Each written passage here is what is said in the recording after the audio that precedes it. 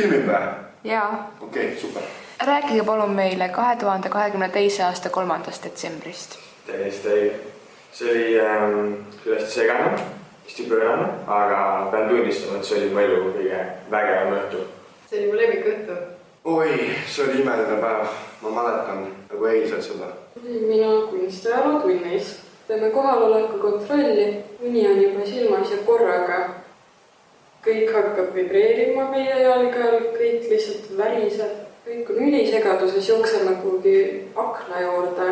Näeme, oleme lihtsalt kuskil pilvepiiri peal. Oleme siis kekatunnis, linnud laulavad, päike paistab, inimene saajokit. Mingi hetk vaatame, kõik pallid lähevad ühte väravasse. Mõtleme korraks, et oot, midagi on väga valesti. Lähme vaatame aknast välja, kõik on kott pime. Ja mida vaatan vallis saab täiesti Ma olin venekeeltunnis ja ma pidin just hakkama jutustust lasta minema klassi ette, kui järsku meie selja taga riiulitelt hakkasid samavaarid alla kukkuma. Mitte keegi ei saanud aru, mis toimub. Venekeele klass on väga kõrgel, aga ta ei ole kunagi olnud nii kõrgel, et me näeksime tähti taevast nii lähedalt.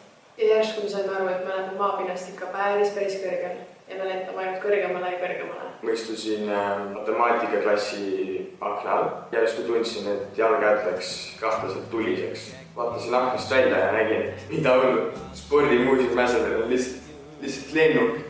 Ma tean, et seda on küll raske uskuda, aga me lihtsalt lendasime terve kooliga tähtede poole.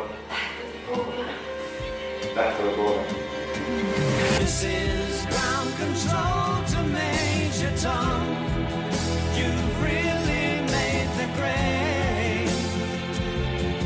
And the papers want to know whose shirts you wear.